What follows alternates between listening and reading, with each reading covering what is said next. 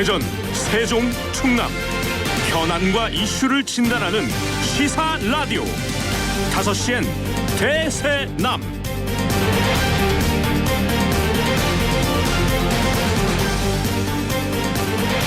안녕하십니까, 김현솔입니다. 문득 핸드폰 속에 저장되어 있는 예전 사진을 보면 북적거리는 사람들 틈에서 마스크를 착용하지 않은 채 친구들, 동료들 그리고 가족들과 활짝 웃는 모습이 많이 담겨져 있죠. 그런데 언제부터인가 사진 속에는 마스크로 얼굴을 가린 모습뿐입니다. 코로나가 급속히 퍼지면서 우리네 일상이 바뀌고 멈춘 지도 1년이 넘었습니다. 평범하고 당연했던 것들이 이제는 조심스러운 일처럼 돼버렸죠. 게다가 오늘 같은 명절이면 오랜만에 모인 가족들로 시끌벅적해야 하는데 이번 설에도 고향에 가지 못하는 그런 상황이 되어버렸습니다. 자식들 오지 말라고 극구 말렸지만 막상 자식 손주 없는 명절을 지내려니 가슴 한켠이 텅 빈 듯 쓸쓸할 부모님, 고향에 계신 부모님들 뵙지 못하는 자식들의 죄스러운 마음까지 코로나 시대 달라진 명절의 풍경이기도 합니다. 코로나19로 우리 일상을 빼앗아간 지 1년이 넘는 이 시점에서 지금 지난 것의 소중함은 그것이 멀어진 뒤에 더더욱 간절하게 다가오기 마련이지요. 현재 우리가 할 수 있는 사회적 거리두기와 방역수칙을 지키면서 평범한 일상이 돌아오길 바랄 뿐입니다. 5시에 대세남에서는 어제에 이어서 오늘도 설 특집 방송이 준비되어 있습니다. 코로나19와 지역사회의 변화를 주제로 오늘은 코로나19로 대전 시민들의 일상은 어떻게 변했는지 살펴보고 이런 변화를 어떻게 또 받아들이고 현명하게 대처해야 하는지 전문가들과 얘기를 나누는 시간을 준비했습니다. 2월 12일 금요일 설 명절에 보내드리는 5시엔 대세남 시작합니다.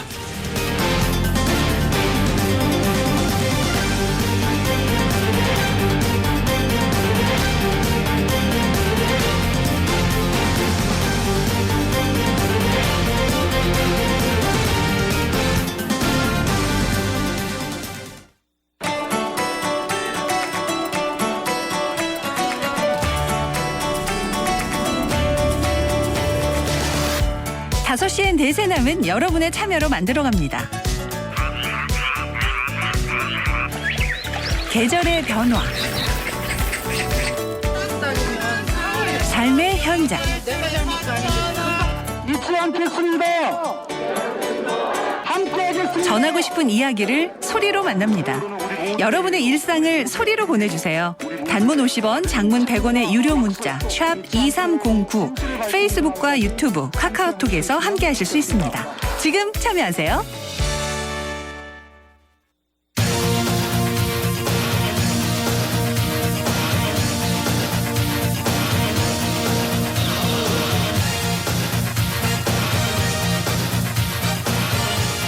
지난해 1월 20일 국내 첫 코로나19 확진자가 나온 이후에 우리 사회의 가장 큰 변화는 일상의 변화죠. 그동안 공동체 문화에 익숙했던 우리 국민들은 지난 1년간 비대면이라는 새로운 삶의 방식에 적응해야 했습니다. 생활 필수품이 된 마스크, 언택트 문화의 확산은 대표적인 우리 삶의 양식의 변화이고요. 또 강력한 거리두기로 인한 단절과 고립은 우울과 갈등의 사회적, 정서적 문제로 또 드러나고 있습니다. 오늘 5시엔 대세남에서는 코로나19와 지역사회의 변화를 주제로 코로나19 팬데믹으로 인해서 우리 일상에 어떤 변화가 있었는지 들여다보고 치유와 공존의 해법을 함께 모색해보는 시간을 마련했습니다. 오늘 함께 말씀 나눠주실 두 분의 전문가를 모셨습니다. 대전세종연구원 한상원 책임연구위원, 한남대학교 상담심리학과 조하진 교수 두 분입니다. 어서 오십시오. 반갑습니다. 네, 안녕하세요. 예, 오늘 명절이지만 전혀 명절 같은 명절이 아닌 것 같습니다. 지금 5인 이상 모임 금지이다 보니까 두 분도 명절 글쎄요, 가족들과 함께 조용히 보내고 계시지 않을까 싶거든요. 네, 지금 설 되니까요. 예. 작년 설이 생각이 나요. 예. 작년 설 때 저도 이제 고향에 내려가서 친구들하고 만나면서 중국에서 이렇게 바이러스 질환 발생했다는데 이런 얘기를 나눴던 기억이 나거든요. 작년도 코로나가 있었습니다만 지금처럼 이렇게 위기감이 달랐죠. 네. 고조가 된 그런 시기는 아니었고요. 네. 예. 참 많이 바뀌었습니다. 1년 사이에. 네. 조하진 교수님은 어떠세요? 네, 저도 뭐 가정 주부이다 보니까 예. 또 명절이 오면 그 명절 증후군 같은 것들이 있고, 네, 약간 걱정이 많이 되는데 예. 그런 면들이 없어서 또 홀가분하기도 하지만 예. 또 막상 뭐 뵙지 못하고 만나지 못한다고 생각하니까 또 뭔가 좀 아쉽고 섭섭하고 그런 예. 마음이 있는 것 같습니다. 어쨌든 코로나로 인해서 우리 사회가 1년 동안 지난 1년 동안 정말 많은 부분들이 변했습니다. 예. 이 삶의 그 양식의 변화 그리고 뭐 정서적인 생각의 변화, 의식의 변화까지도 상당히 많은데 오늘 그런 변화를 중심으로 해서 두 분과 좀 말씀을 나누도록 하겠습니다. 먼저 그 코로나 팬데믹으로 인한 대전 시민의 일상의 변화를 연구를 하셨어요. 그 네. 한상원 의원님이. 예. 예. 그 내용을 먼저 좀 들어볼까요? 뭐 아무래도 저희가 이제 정책 연구 기관이다 보니까 이렇게 이제 사회 현안이 바뀌는 거에서 민감해질 수밖에 없는데요. 예. 이게 처음 이 연구를 시작하게 된 계기는 작년에 한 5월쯤에요. 이제 약간 코로나가 조금 이제 약간 확산이 진정세가 되던 전 세계적으로 그게 이제 한 5월쯤이었는데 그때 앞다퉈서 다른 지자체에서도 그렇고 포스트 코로나에 대한 그런 방향 설정에 대한 보고서들이 나오기 시작했어요. 그때는 약간의 좀 기대감이 있었죠. 네, 이걸로 이렇게 끝난다. 오래 갈지 몰랐죠. 예. 그래서 저희 연구원에서는 그 자체적으로 판단을 이렇게 논의를 했는데요. 이게 그렇게 쉽게 끝날 것 같지는 않다. 그래서 한 1년 정도 쭉 굉장히 지켜보는 것이 필요하지 않는가 신중하게 그런 생각을 하면서 그때 동시에 주로 이제 그 코로나 팬데믹과 관련된 대부분의 보고서들이 방역이라든가 보건의료 또 이제 경제적 타격에 많이 이제 집중돼 있거든요.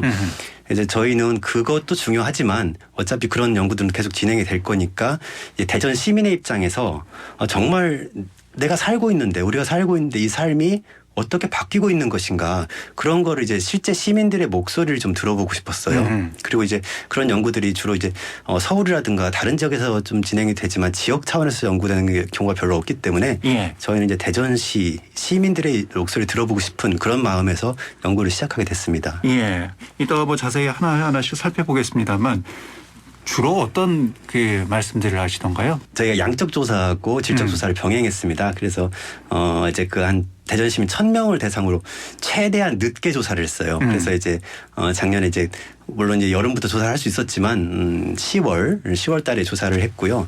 거기에서는 기본적으로 일상생활의 패턴이 어떻게 바뀌는지에 대해서 이제 아무래도 양적 조사를 하다 보니까 비슷한 예상했던 답변들이 많이 나왔고요. 이거로는 충분하지 않다 싶어서 이제 그 코로나 사태로 인해서 굉장히 생활의 양식이 바뀔 것 같은 그런 분야를 한 20개 정도를 정해서 뭐 간호사라든가 뭐 택배 물류종사자라든가 뭐 이런 한 20명 정도를 골라서 이제 한 명씩 심층 인터뷰를 진행을 했습니다. 예. 거기에서 나온 얘기들이 좀 적나라한 좀 절절한 얘기들이 많이 들렸는데 대부분 힘든 얘기도 있었지만 또 많이 희망적인 또 긍정적인 부분도 또 많이 보여서 예. 이게 이제 사회를 바꾸고 있는데 꼭 나쁜 쪽으로만 우리가 무조건 볼 건 아니구나라는 생각도 하게 됐습니다. 예. 그 뭐 삶의 그 여러 가지 양태의 변화, 그 행동의 변화 이런 부분들도 많이 있겠습니다만 심리적인 정서적인 변화도 많이 있었을 것 같아요. 네네. 우선 코로나 초기에는 우리가 이제 굉장히 당황스럽고 또 이제 집콕이라는 이제 용어가 이제 새로 생겨나고 예. 어떻게 보면 강제적으로 강요된 고립의 상태에 들어가게 됐잖아요. 그리고 예. 이제 그때는 굉장히 막연히 이제 불안하고 이게 언제 끝날지 모른다. 그리고 내가 언제 감염될지 모른다라는 그런 불안감 때문에 굉장히 좀 부정적이고 힘든 감정들 속에 많이 이제 계셨던 것 같아요. 근데 이제 점차 또 그 생활이 좀 안정이 되면서는 어떻게 보면 기존의 삶의 가치가 좀 변화하는 부분도 있지 않았나라는 생각이 듭니다. 그러니까 기존에는 뭔가 사회적으로 양적으로 팽창하는 삶에 대해서 굉장히 관심을 많이 갖고 있었다라고 한다면 예. 코로나로 인해서 자기만의 시간, 가족의 시간들이 늘어나면서는 뭔가 이제 접촉하지 않는 것이 또 미덕이잖아요. 그래서 사실은 유쾌하지는 않지만 그래서 어떻게 보면 이제 접촉을 최소화하면서 자기에 집중하게 되는 부분 이제 그러면서는 뭔가 관계에 대해서 고찰하게 되고 또 나의 어떤 삶의 의미에 대해서 나는 어떻게 살아야 될 것인가에 대해서 좀 더 고민할 수 있는 에너지가 나로 향하는 이제 그러한 좀 변화를 가져오지 않았나라는 생각이 듭니다. 이런 변화가 일시적일까요? 아니면 코로나 이후에도 계속 이런 변화가 그 변화의 물결이 계속 이어질까요?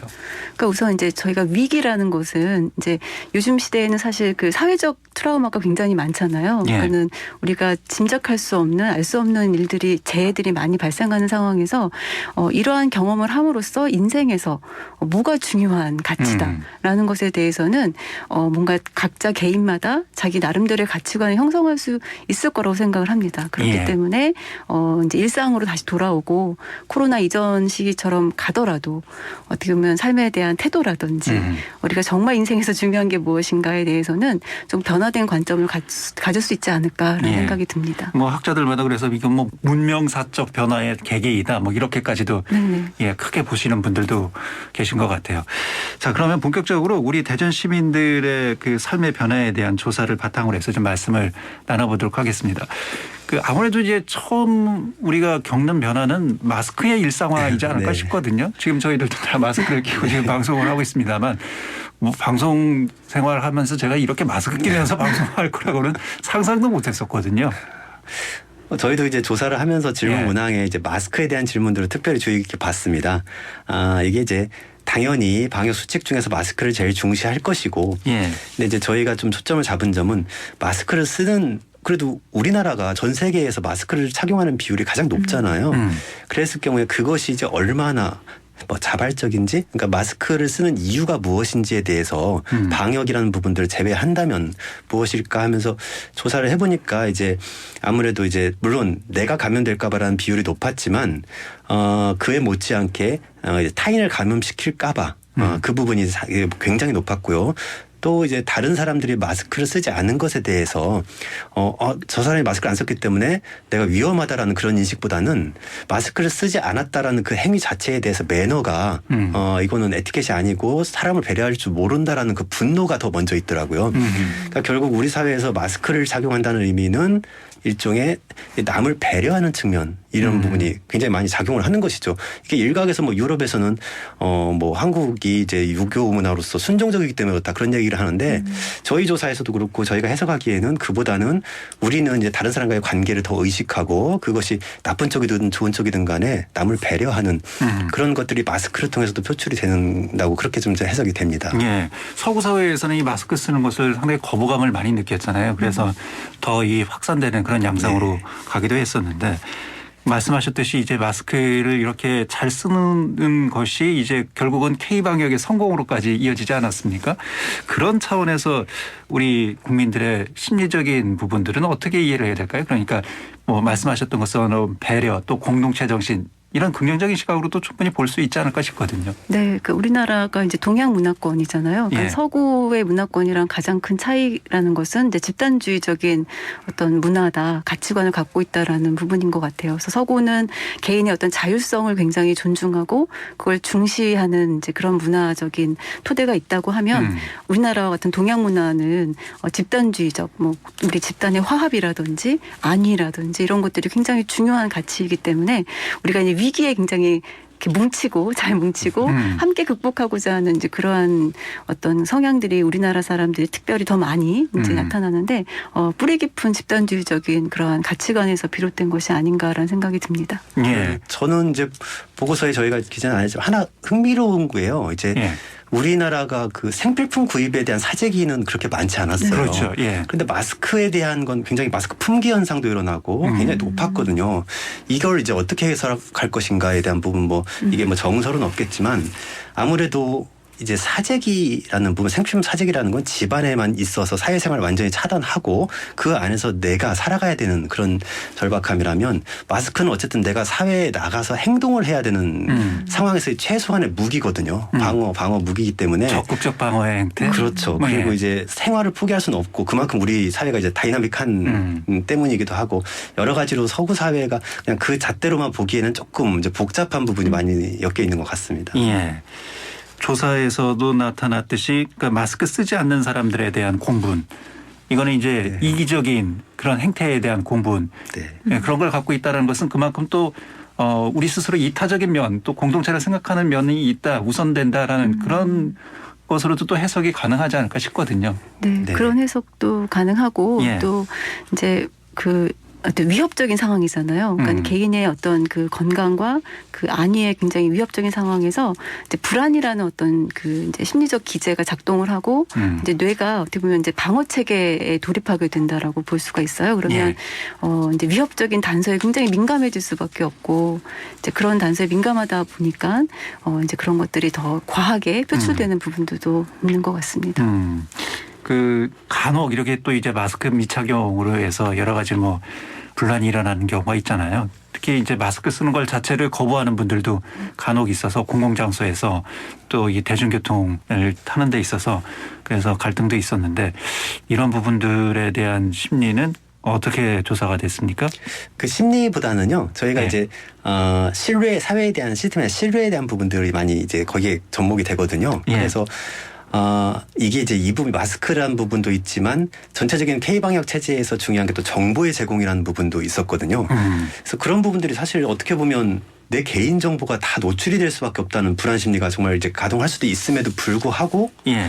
조사한 것들을 보면 이제 정말 이게 마스크를 착용하지 않은 사람들이라든가 방역 수칙을 안 지키는 집단들에 대해서 더 강하게 규제를 해야 된다라는 그런 게 압도적으로 높아요. 예. 이제 그런 부분들이 이걸 이제 어떻게 해석해야 되는가 이걸 심리학적으로 해석하기엔 저희는 이제 심리학적인 지식이 좀 부족하기 때문에 그 여러 가지 면에서 봤을 때 자꾸 이제 언론의 기사들을 볼 수밖에 없는데 일부 이제 그 서구의 언론들이 이제 서양에서는 굉장히 기본적으로 계몽사상부터 시작돼서 개인의 프라이버시 권리를 굉장히 이제 중요시하죠. 예. 우리나라도 뭐 그렇지 않은 건 아닌데 상대적으로 이제 그렇게 그들에겐 그렇게 보이나 봐요. 그러니까 이런 면에서 봤을 때 이제 정말 동아시아적인 가치가 그렇게 이제 너무 집단주의적이고 그렇기 때문에 우리가 순응하는 것이다라고만 보기에는 어찌 보면 저는 이제 개인적인 생각에는 일종의 또 다른 사회 계약 아닌가, 사회 거래 아닌가. 우리의 생활의 일상의 편의를 위해서 어느 정도의 정보는 제공하고 그 정도의 근데 그걸 뒷받침하기 위해서는 사회에 대한 신뢰도인데 저희 조사에서 제일 의외였다고 해야 될까요? 국가와 지방 정부에 대한 신뢰도도 굉장히 높게 나왔습니다. 이 방역과 관련돼서는. 그래서 이제 일단은 믿고 가겠다. 그래서 그렇기 때문에 뭐 물론 불안하기 때문에 더 그럴 수는 있는데 믿고 가겠으니 제발 방역은 철저하게 지키고 안 지키는 사람들에 대해서 응징을 하고 뭐 이런 식의 일종의 티푸텟이라고 하는 그런 전략들을 이제 사용하고 있는 그런 거가 좀 느껴졌습니다. 네. 예. 뭐 일종의 이제 민주적 통제에 대한 시민들의 자발적 참여 뭐 이렇게 봐야 될 것 같습니다. 그런 부분들은. 예. 그 관련해서 조사 항목들이 있는데 또 어떤 항목들이 있었습니까? 그 뭐 기본적으로 생활하는 방식들이 어떻게 달라졌는가 했을 때 이제 예. 대부분 물론 이제 이게 주관적인 기입이기 때문에 그럴 수 있지만 대부분 생활 수칙을 지키는 거죠. 그것이 이제 외부의 활동이 제약되고 그러다 보니까 내가 자꾸 사회적 관계가 위축되는 것 같고 이런 모든 면에서 정말 이제 내 사회적 관계, 내 사회적 활동이 바뀌고 있다라는 걸 철저하게 인식을 하고 있고요. 예. 아까 초기에 나왔던 얘기인데 이제 코로나19가 종식되는 지점에 대해서 다들 이제 이건 이제 저희가 심층 인터뷰에서 나타난 건데 대부분의 피면접자들과 그다음에 전문가들 조사에서도 그런데 종식되지 않는다라는 의견이 많았어요. 그러니까 이 말은 이제 지금 코로나19 사태가 종식된다 하더라도 이 사태 자체가 뭐 이제 세계화라든가 신자유주의나 뭐 이런 전체적인 정치사회적인 그 원인이 또 초래한 부분이 있기 때문에 이게 계속되는 한 언제든지 또 다른 팬데믹이 올 수 있다라는 거죠. 그렇기 때문에 이제 이게 끝나지 않는 불안감, 네, 그런 불안감을 굉장히 많이 표출을 했습니다. 예. 이런 불안감이 지속되면 사람들이 심리적으로 어떤 현상들이 나타납니까, 교수님? 네, 이제 불안이라는 것이 이제 가중되면 이제 그 심적 디스트레스 수준이 높아진다라고 볼 수가 있거든요. 그러면 여러 가지 이제 신체 증상이 나타나기도 합니다. 뭐 두통이라든지 소화불량이라든지 뭐 잠을 잘 못 잔다든지 이제 이런 부분도 나타나고 그리고 이제 정서적으로는 굉장히 이제 뭔가 뭐 무망감, 그러니까 절망감 같은 거죠. 그래서 뭔가 절망스럽고 거기에서 오는 굉장히 이제 우울감이죠. 우울감 같은 것들 그리고 뭐 소외감, 고립감 이제 이런 것들을 많이 느끼게 됩니다. 그러니까 부정적인 영향이 더 많이 발생한다는 그렇죠. 얘기죠. 네네, 그렇죠. 예. 그런 부분들이 더 고착화되면 이게 사회 문제로까지 발전하지 않습니까? 네네. 뭐 강력 범죄로도 이어질 수도 있고요. 네네. 여러 가지 사회 이슈가 다 갈등 사안으로 돼버리고요. 네네. 그게 좀 더 걱정되는 건 그게 이제 불안의 심리가 타인에게 투사가 되는 거죠. 그래서 이제 혐오 감정, 특정 집단에 대한 혐오라든가 비난 이런 부분들이 많아질 것 같아서 그 부분이 저희가 사회학 연구를 하는 입장에서는 이걸 어떻게 굉장히 이제 부정적인 그런 현상들을 어떻게 하면 최소화할 것인가 이런 정책들이 더 필요한 상황인 것 같습니다. 예. 그런 사회의 불안 심리가 가중되면서 나타나는 현상들 대표적인 것들이 그 뭐 여러 이제 사건 사고들도 많이 우리 사회에서 지금 발생하고는 있습니다만 그런 대표적인 현상들이라면 교수님은 어떻게 보세요? 어떤 그 나의 어떤 안위에 굉장히 위협이 되는 어떤 특정 집단의 감염 같은 것들 이제 그럼 그 집단에 대한 굉장한 분노와 혐오가 되면 집단 행동으로 나타나는 것들이 굉장히 좀 우리가 경계하고 그러니까 무서운 일이라고 볼 수가 있겠죠. 그래서 어떻게 보면 이제 집단 행동이라는 거는 개인 행동에 비해서는 극단적일 수밖에 없고 또 개인의 자아 정체감 같은 것들을 이제 흐려버림으로써 어떻게 보면 이제 책임을 타인에게 전가하려는 이제 그런 경향성도 사실 커집니다. 그래서 어떤 성숙한 어떤 시민으로서 자신이 할 수 있는 역할에 집중하기보다는 다른 사람을 이제 탓하고 그 사람을 원망하면서 이제 공격하는 어떻게 보면 이제 문제 해결에 이르기보다는 굉장히 이제 반목으로 이제 갈 수밖에 없겠죠. 그래서 이제 그러한 부분들이 문제인 것 같고 그다음에 또 낙인의 문제도 있는 것 같습니다. 그래서 편견을 갖는 것. 그래서 뭐 어떤 그러니까 우리가 이제 예를 들면 뭐 자가격리를 했다든지 뭐 확진자였다든지 이제 뭐 그런 사람들에 대해서 뭔가 나랑 다른 존재야. 혹은 이제 그런 어떤 사회적 낙인이 어떻게 보면 다른 사람을 뭐 이렇게 어떻게 보면 공감하고 또 우리가 이제 하나의 공동체를 형성하는 데 있어서 굉장히 방해가 되는 이제 그런 부분이고 그게 차별 행동으로 연결되기도 하는 이제 그런 부분이 있을 것 같습니다. 예. 뭐 말씀하셨듯이 이제 사람이 위기에 닥치면 누군가를 희생양으로 삼으려는 그런 속성이 좀 있는 것 같아요. 그래서 특정 집단에 대한 혐오 또 낙인 이런 것들이 이제 사회적으로 여러 가지 부정적인 현상으로 이제 나타나는 거죠. 또 조사 결과를 저희가 또 들여다보면 아무래도 이제 경제적인 부분에 있어서도 많은 영향이 있지 않았습니까? 특히나 이제 우리 사회적으로 약자라는 비정규직 노동자들 그리고 사회 취약계층들에 대한 이 삶의 변화는 상당히 더 크지 않을까. 고통이 더 가중되는 이런 변화이지 않을까 싶거든요. 네, 저희가 이제 인터뷰 조사에서 그러니까 시민 설문조사에서는 대전시가 그런 경제적인 영향이 또 다른 지표 조사 저희 조사 말고 다른 조사에서도 나왔는데 다른 지역보다 그 경제적 피해가 높진 않아요. 대전시가. 그런데 그 이유도 여러 가지가 있는데 기본적으로 대전시가 제조업 기반이 약하기 때문에 오히려 이제 타격이 없었다고 볼 수도 있고 하지만 이제 자영업이라든가 이쪽에 하면 또 완전 다른 얘기가 되죠. 그리고 문화예술인 같은 경우는 뭐 거의 벼랑의 이제 끝에 서 있고요. 심층 인터뷰 과정에서 봤을 때도 그게 참 저희가 이렇게 샘플링을 그렇게 해서 그런지 원래 수입이 없었다. 그래서 정말 너무 힘들다. 그런 얘기들이 많이 있었고요. 근데 흥미로운 거는 애초에 이게 조사를 저희가 하반기 때 9월, 10월 이때 많이 했지만 그 이전에 5월부터 사전조사를 했었습니다. 그런데 사전조사 당시에는 정말 뭘 어떻게 해야 될지 모르겠다. 좀 이게 대책을 어떻게 해서 세워달라 그런 목소리들이 많았는데 이제 그 8월, 9월 가면서 뭔가를 도모하는 새로운 방식으로 해 나가는 그런 목소리들이 많았어요. 그래서 좀 더 구체적으로 새로운 사회를 준비하는 이런 부분들이 있어서 상당히 이 부분은 이제 생각보다 고무적인 현상이었습니다. 그렇긴 하지만 뭐 기본적으로 수입은 줄고요. 근데 조사에서는 수입이 줄은 것도 문제지만 그보다도 더 큰 게 이제 업무량이 많아졌다는 거예요. 그러니까 비대면 방식이 나오면서 이걸 학교 선생님 같은 경우에도 모든 걸 새로 또 해야 되거든요. 비대면에 맞춰서.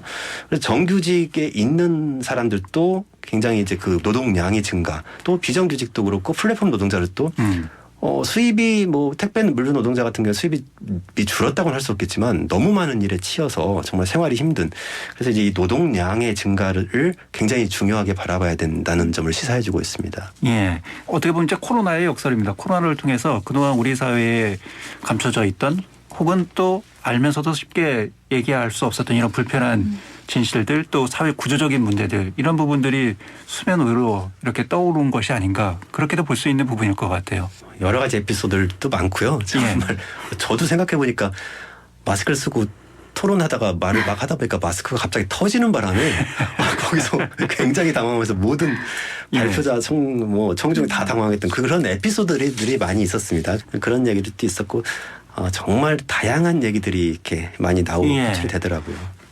정말 이제 그거는 이제 생활 속에서 일어날 수 있는 뭐 에피소드이긴 합니다만 사회 취약계층들은 감염보다도 오히려 끼니를 더 걱정해야 되는 이런 사회적 현상들, 그리고 또 아까 말씀하셨던 택배 노동자들은 오히려 업무량이 증가하면서 언택트 문화로 인해서 그 과로사의 위기에 놓여 있는 이런 상황들, 이런 구조적인 문제들도 한 번은 우리 사회의 이런 문제들을 좀 진지하게 들여다봐야 되는 것이 아닌가.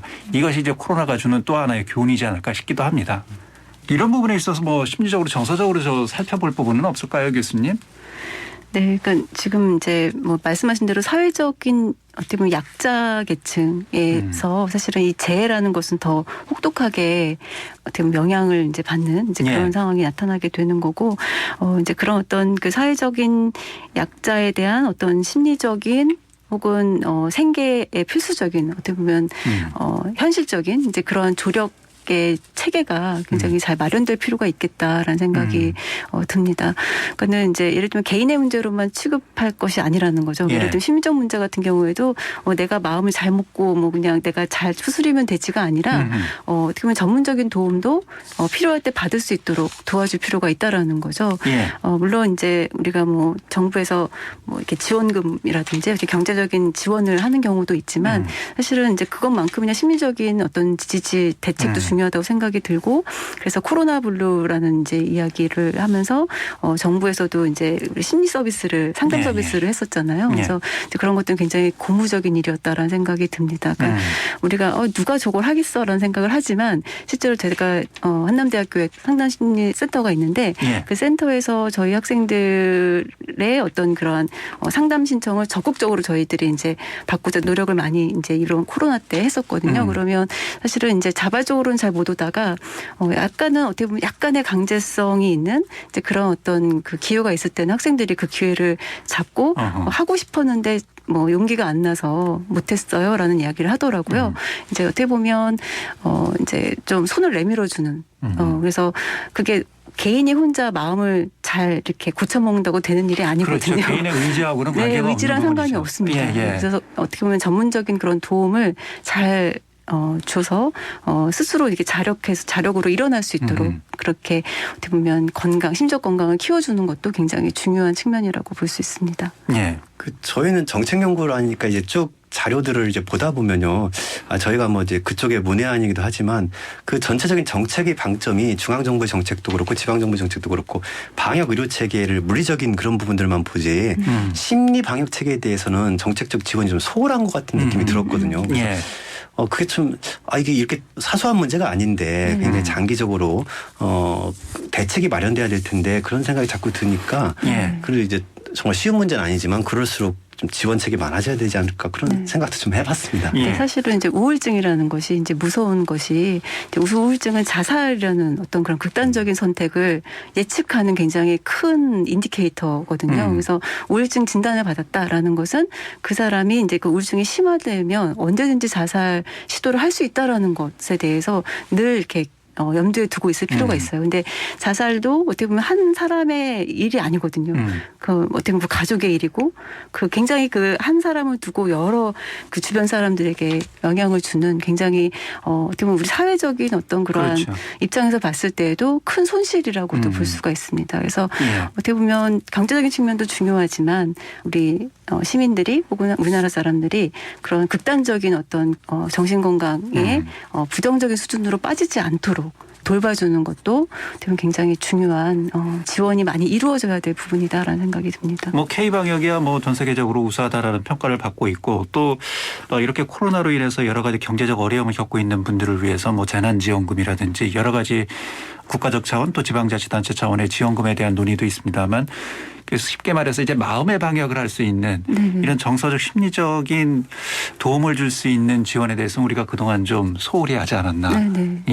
하나 더 그 확진이 되었던 분들 그분들에 대해서도 그 트라우마를 치유할 수 있는 프로그램도 필요한 것 같습니다.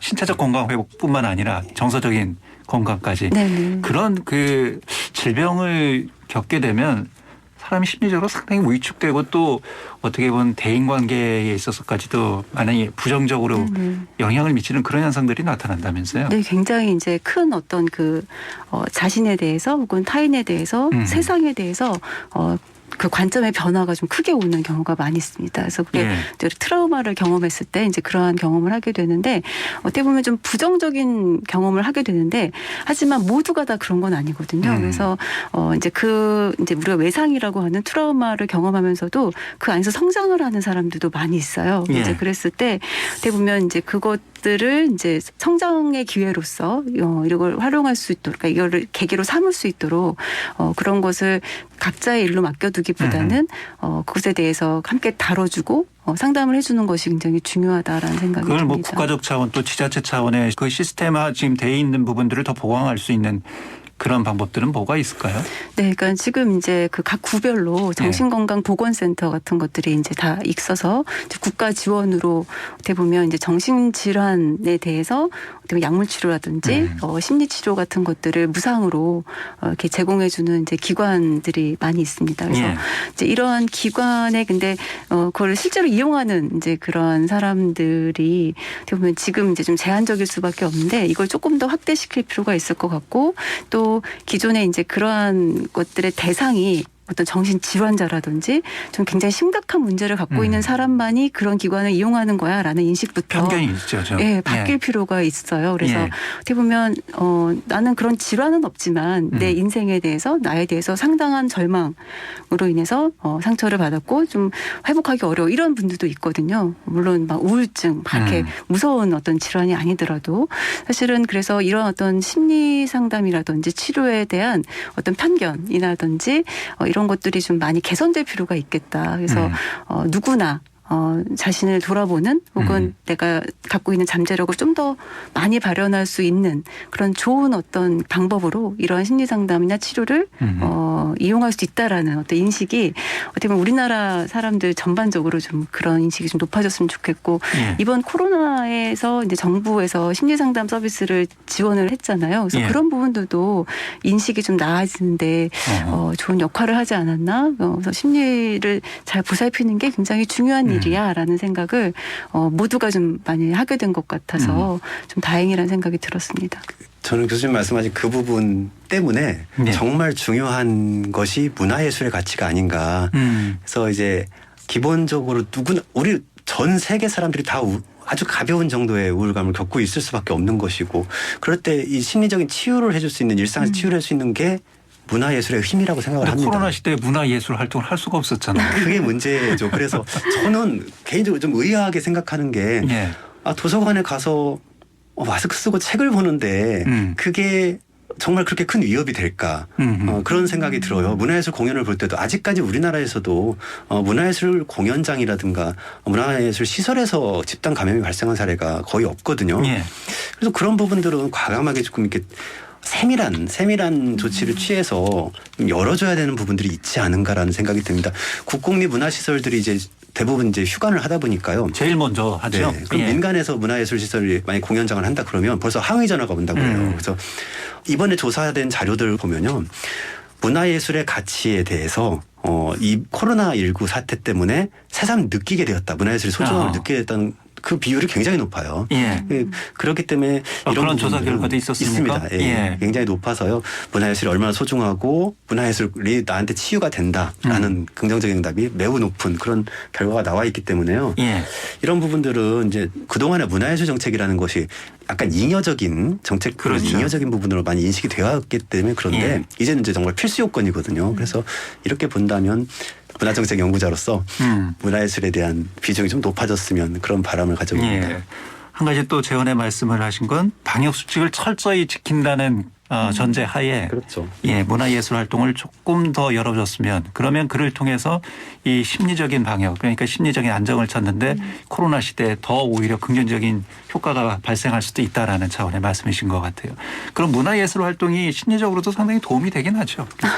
네, 당연히 예. 예, 그렇습니다. 그 정도는 아마 개인에 따라서 차이가 있을 거라고 생각이 들고요. 예. 굉장히 이제 어떻게 보면 심리적인 이제 이런 힘이라는 것은 평소에 꾸준히 이렇게 쌓아가는 게 중요하거든요. 예. 이제 물론 우리가 치료하는 것도 중요하지만 예방하는 것도 굉장히 중요한 부분이에요. 예. 그래서 이번에 이제 코로나에서도 사실 어떤 사람들은 잘 지내거든요. 또 근데 어떤 분들은 또 코로나 블루며 뭐 레드, 코로나 블랙까지 해서 좀 예. 심각하게 또 이제 부정적으로 가시는 경향이 있는데 이제 그런 것들은 기저에 심리적 취약성이 원래 있던 분들, 그러니까 자존감이 낮다거나 뭔가 탄력성이 좀 떨어진다거나 이제 그런 분들에게는 이러한 상황이 팬데믹 상황이 더 크게 다가오는 거죠. 부정적으로. 그랬을 때 우리가 이제 치료도 중요하지만 예방적 차원에서 한 개인의 어떤 그 심리적 힘을 키워주는 중요한 부분으로 문화예술의 힘. 그러니까 어떻게 보면 이제 그 긍정 정서를 굉장히 고양시키는. 예. 그러니까 자기가 좋아하는 음악이라든지 미술을 통해서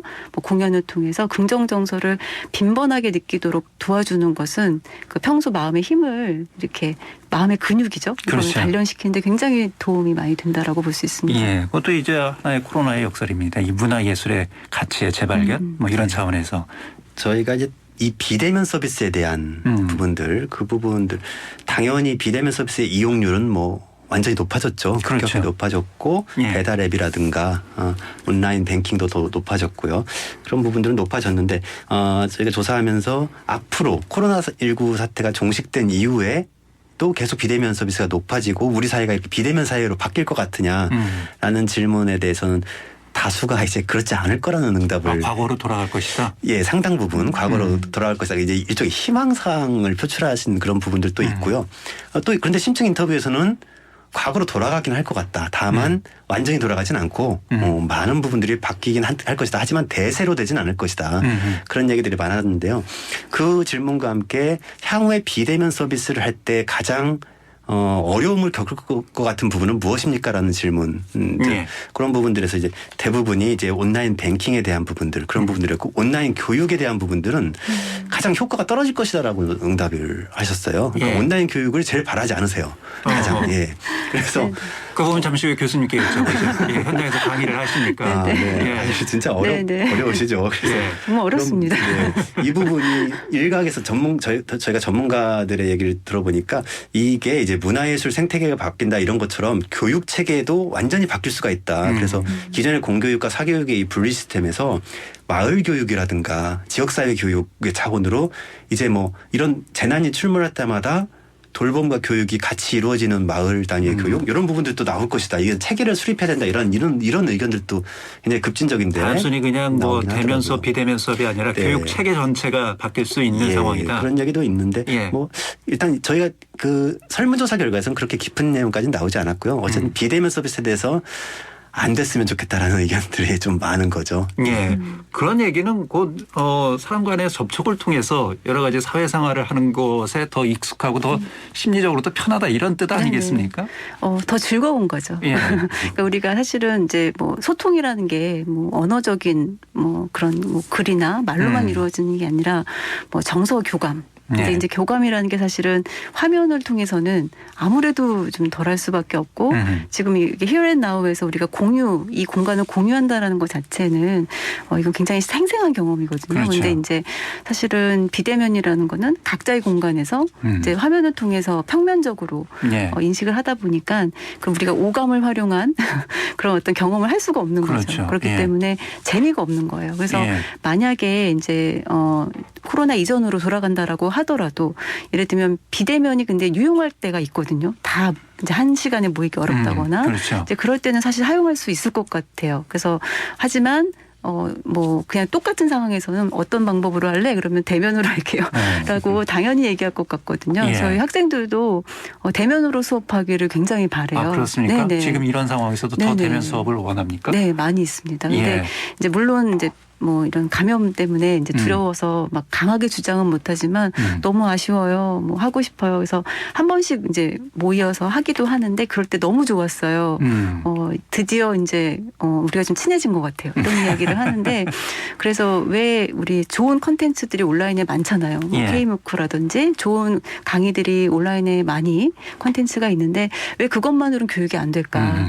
그리고 교육의 어떤 그 능률적인 면에서 효율적인 면에서 굉장히 떨어지는 부분들이 있어요.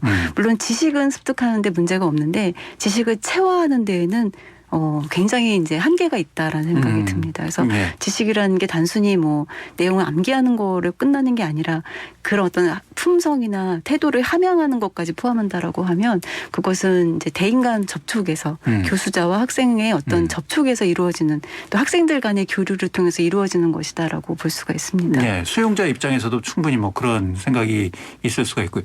공급자 입장에서는 어떻습니까? 교수님 입장에서는 네. 비대면 수업하시면서 너무 힘들었어요.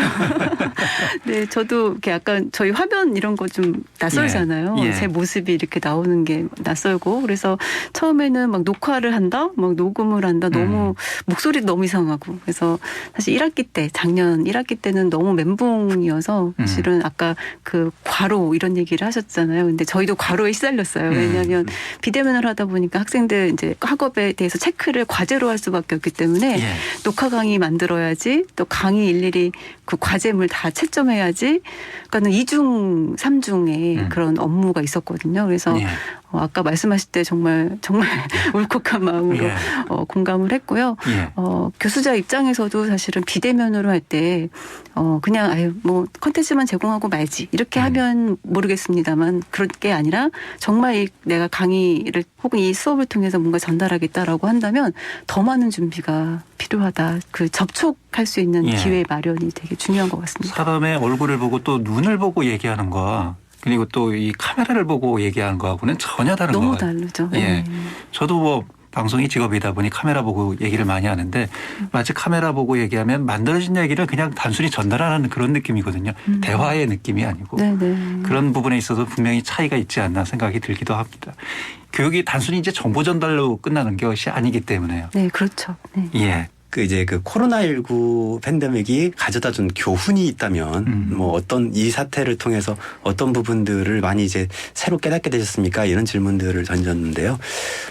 이제 이게 이제 조금 전에 말씀하신 그런 부분과 연결이 되는 건데 이제 어찌 보면 지금 비대면 사회라든가 이런 부분들이 사실은 그동안에 코로나19 팬데믹이 아니라 할지라도 계속 진행되어 왔던 거거든요. 네. 그래서 4차 산업혁명의 발달 막 계속 그런데 우리가 그 속에서 계속 놓쳤던 게 그런 사회의 변화 담론들이 계속해서 공급이 되면 그 공급자적인 마인드로만 계속 되는 거예요. 정책의 공급자. 그러니까 정작 수용자들은 그거에 굉장히 부담을 느낄 수밖에 없고 특히 거기에 취약한 계층이 생길 수밖에 없습니다. 그런데 이 코로나19 사태가 그걸 압축적으로 보여줌으로 해서 정말 얼마나 어려움을 겪는지를 한꺼번에 보여준 거예요. 그리고 정말 절묘하다고 해야 될까요? 이 코로나19가 우리 사회의 취약한 부분들을 정말 잘이라는 표현이 좀 그렇지만 건드려서 우리한테 이거를 고칠 수 있도록 잘 반성만 하면 각인시키는 거죠. 예, 뭐 예. 콜센터 노동자들의 열악한 처우라든가 이런 부분들이 되게 많습니다. 그래서 그런 부분들에 대해서 항상 정책을 결정할 때 수용자의 생각은 하지 않고 일방적으로 사회의 변화체제만 맞춰가는데 이게 얼마나 힘듦을 초래하는지를 이제 보여주고 있는 거죠. 그래서 여러 가지 교훈을 겪었는데 정말 이제 그 문화가 예술이 중요하고 공동체가 중요하고 사람끼리 부딪히는 대면이 중요하고 이런 부분들을 새삼 우리가 다 느끼게 되는 거예요. 그렇다면 종식이 된다 가정을 하면 그 후에 중요한 건 어떻게 비대면 사회로 빨리 갈 것인가가 중요한 게 아니라 어떻게 하면 비대면 사회를 갈 수밖에 없음에도 불구하고 그 안에서 우리가 박탈당하는 그런 욕구를 어떻게 하면 채워줄 수 있을 것인가. 그런 정책들이 수립이 돼야 되고 그게 이제 학술적으로 논의가 돼야 된다는 결국 거죠. 이제 정책적으로 여러 가지 보완책이 지금 필요하다. 네. 향후 이제 코로나 이후 시대를 대비해서라도 그런 말씀이시죠. 네, 기본적으로 그 관광 같은 경우도 대규모 이제 패키지 관광 이런 형태에서 이제는 개인들이 스스로 찾아가는 그 더 재미를 느끼게 되는 그런 것들이 있기 때문에 여가에 대한 소중함, 여가를 스스로 내가 발견하는 데서의 기쁨 이런 것도 느낄 수 있는 계기가 됐다라는 그런 답변들이 많았습니다. 예. 코로나 시대 이제 위기 상황에서 단절과 고립이 오히려 자기 생존에 도움이 된다. 이런 생각이 앞서다 보면 코로나 이후에도 이런 흐름으로 가다 보면 공동체의 이 공감 능력은 점점 더 떨어지지 않을까 이런 우려도 좀 있는 것 같거든요. 전문가들 사이에서. 네. 코로나 이후 시대를 대비하기 위해서라도 심리적으로 정서적으로 좀 어떤 부분을 더 중요하게 생각해야 될지 그런 부분에 대한 말씀도 좀 해주셔야 될 것 같습니다. 지금 이제 어떻게 보면 코로나로 인해서 나 혼자 생활을 해도 혹은 내가 집에서만 있어도 일도 다 가능했고 예를 예. 들면 뭐 내 생활하는데 불편함이 없었어. 오히려 라고 안전에 더 유리하죠. 네, 그런 부분들도 있을 수 있을 것 같고 예. 보통의 이제 우리들도 그런 부분이 있다라는 걸 인정할 수밖에 없는 부분도 있는 것 같아요. 하지만 그럼에도 불구하고 더 행복한 혹은 더 좀 즐거운 이러한 삶을 또 살고 싶다라는 욕구도 또 있다라고 생각이 듭니다. 예. 이제 그랬을 때 우리가 코로나 이제 이후에 우리가 어떤 행복한 삶을 살기 위해서 혹은 이런 어떤 위기에 우리가 더 잘 대처해서 더 잘 극복하기 위해서 뭐가 필요할까라는 것에 대해서 개인들이 좀 고민할 필요가 있을 것 같고 이제 그 여러 가지 방법 중에 이제 먼저는 그 어떤 사회적 지지 자원을 확보하는 게 굉장히 중요할 것 같습니다. 그래서 사회적 지지 자원이라면 어떤 걸 뜻합니까? 예, 예를 들면 이제 그게 물질적인 측면의 지지도 있을 수 있을 예, 거고요. 아니면 정서적인 지지. 그러니까 예를 들면 제가 힘들고 외로울 때 이야기를 허심탄회하게 나눌 수 있는 그 누군가, 들어줄 수 있는 누군가가 필요한 거죠. 예. 그것을 사실은 혼자만 갖고 있을 때 나 괜찮아라고 얼핏 생각될 수 있지만 사실은 그게 진짜 괜찮은 건 아니거든요. 인간의 기본적인 심리적 욕구가 관계성 이 있기 때문에 사실은 이제 그건 거짓말이라고도 볼 수 있습니다. 그래서 예. 어떻게 보면 사회적 자원들을 잘 지지 자원들을 확보하는 것. 그래서 평소에 관계도 잘 관리할 필요가 있는 거죠. 우리가 관계는 뭐 저절로 이루어지는 거야라고 생각할 수 없는 거예요. 그러니까 관계라는 것도 내가 가꾸고 좋은 관계들을 우리가 잘 마련할 필요가 있다라는 생각이 들고요. 그리고 스트레스를 해소할 수 있는 나만의 방법을 찾는 것. 이것도 굉장히 중요하다고 생각합니다. 그래서 아까 예술 문화도 하나의 방법이 될 수 있겠죠. 그래서 예. 우리가 심적 디스트레스라는 것이 심화되다 보면 정신 질환으로 가는 거는 맞는 얘기거든요. 이제 그랬을 때 그렇게까지 가지 않도록 그때 정서적으로 뭔가 내가 힐링할 수 있는 뭐 문화활동일 수도 있겠지만 이제 그런 것들 찾는 것 그리고 또 자기가 이제 집중할 수 있는 일 그러니까 우리가 몰입한다고 하죠. 그러니까 어떻게 개인이 갖고 있는 장점 혹은 이런 것들을 잘 살려서 내가 시간 가는 줄 모르고 할 수 있는 일이 무엇인지를 좀 찾아보는 것 이것도 굉장히 중요한 부분이다라고 볼 수가 있습니다. 그리고 어떻게 보면 의미를 추구하는 삶도 굉장히 중요하죠. 그래서 사실은 이제 그 행복에 대해서 이야기하는 이제 가장 그 거슬러 올라가면 아리스토텔레스가 심적 안정감에 대한 이야기를 했는데 우리가 나의 어떤 즐거움을 추구하는 거는 그 행복에 그 어떻게 보면 한계가 있는 거예요. 그래서 어떻게 보면 나를 초월한 더 큰 무언가를 향해서 내가 삶을 살아가려고 할 때 예.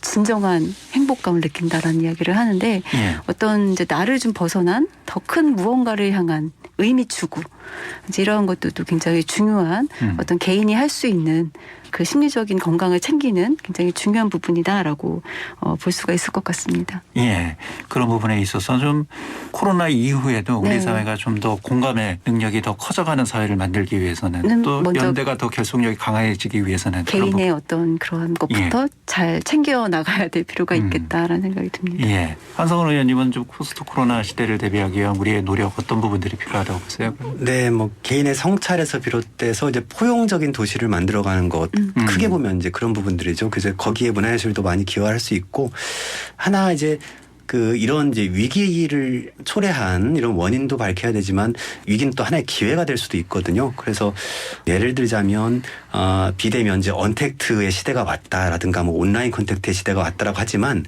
오히려 이제 새로운 시대는 로컬 택트의 시대. 라고 볼 수도 있거든요. 그래서 정말 대규모의 그 규모의 논리로서는 너무 위험한 상황이 되기 때문에 하지만 대면에 대한 욕구는 사라지지 않아요. 예, 그러면 거기서 충족시킬 수 있는 건 가까운 인근에 있는 사람과 수시로 뭐 안전한 상황에서 만날 수 있는 그렇다면 그런 로컬 텍트 또 로컬 문화 지역의 문화의 중요성 그동안에는 뭐 무조건 서울의 문화가 더 멋있고 좋은 거야라고 생각했겠지만 예. 그 온라인으로 멋있는 문화를 보는 것과 약간 그보다 좀 스펙타클하면 떨어지겠지만 그래도 인근에서 직접 우리 지역의 문화를 즐기는 것과 과연 어떤 게 더 즐거움을 줄 것인가 생각해 보면 지역 문화에는 이게 기회가 될 수가 있습니다. 그래서 네. 이런 부분들을 중앙정부에서 정책을 좀 이양을 하고 지역에서도 가치를 인식하고 전향적으로 생태계를 바꾸고 우리가 준비하는 그런 자세들이 좀 필요하지 않을까 생각이 듭니다. 예. 코로나를 통해서 우리가 그동안 외면해왔던 우리 안에 있던 다양한 문제들, 이런 문제들을 좀 극복을 하고 또 그동안 또 감춰져 있던 지역의 가치라고 해야 될까요? 이런 가치들을 또 재발견하는 이런 계기가 돼서 코로나 이후에는 우리 사회가 보다 좀 더 나은 사회가 될 수 있기를 그런 희망을 좀 가져봐야 하지 않을까 싶습니다. 두 분의 말씀 들어보니까 위기이긴 합니다만 약간의 또 희망의 빛도 보이는 것 같아요. 희망을 가져야죠. 그러니까 뭐가 더 중요한지 예. 좀 더 명확해지는 그런 계기가 아니었나 싶습니다. 예, 알겠습니다. 자, 오늘 5시엔 대해서남 코로나19와 지역사회 변화를 주제로 얘기를 나눠봤고요. 코로나19 팬데믹으로 인해서 우리 일상에 어떤 변화가 찾아왔는지 그리고 또 치유와 공존의 해법은 무엇인지 두 분의 전문가와 말씀을 나눠봤습니다. 대전세종연구원 한상원 책임연구위원 한남대학교 상담심리학과 조화진 교수 두 분과 함께했습니다. 두 분 오늘 함께해 주셔서 감사합니다. 고맙습니다. 네, 감사합니다. 네, 고맙습니다. 예. 마크 투베의 마음이 말하는 행복 들으면서 오늘 순서 모두 마치겠습니다. 저는 월요일에 뵙겠습니다. 김현선이었습니다.